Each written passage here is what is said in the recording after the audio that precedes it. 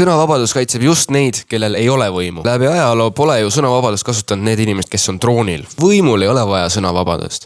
Rahval on vaja sõnavabadust, et võimu ohjeldada. Ja miks on sõnavabadus praegu aktuaalsem kui kunagi varem? See pole seotud ühe poliitiku, valitsuse või erakonnaga. See on globaalne süsteemi muutus. Sõnavabadus on rünnaku all sellepärast, et info käitlemine maailmas muutus ja seda pöördepunkti ei saa enam tagasi keerata. Varem oli kogu info ühe kanali kaudu, kontrollitud ja tsenseeritud. Enne interneti oli maailm väga lihtne.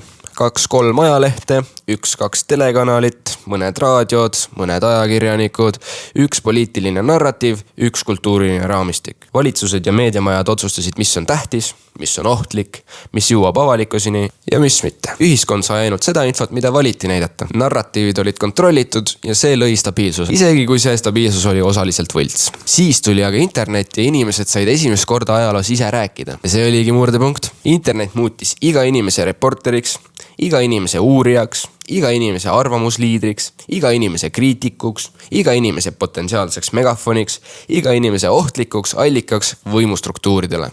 Poliitikud ei olnud selleks valmis, meedia ei olnud selleks valmis ja süsteem ei olnud selleks valmis. Sest esimest korda maailmas sai rahvas võrdseks infomaailmas. Ja kui tavainimene saab rääkida, siis kaotab kontrolli see, kelle käes oli megafon.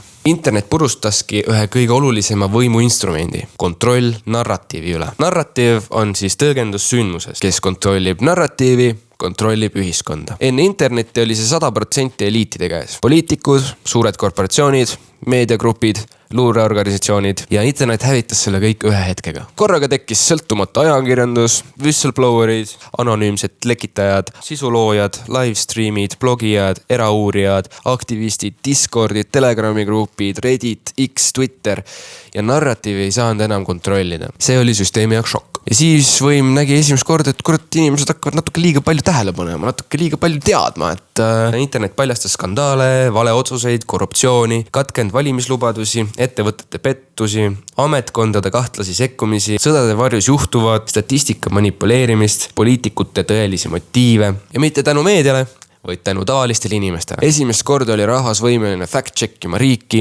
valitsust, meediat, suvalist ametlikku narratiivi. Ja see ajas süsteemi paanikasse. Vastus sellele on siis tsensuuri uus ajastu. Vaikne, tehnoloogiline, õigustatud, hea eesmärgiga.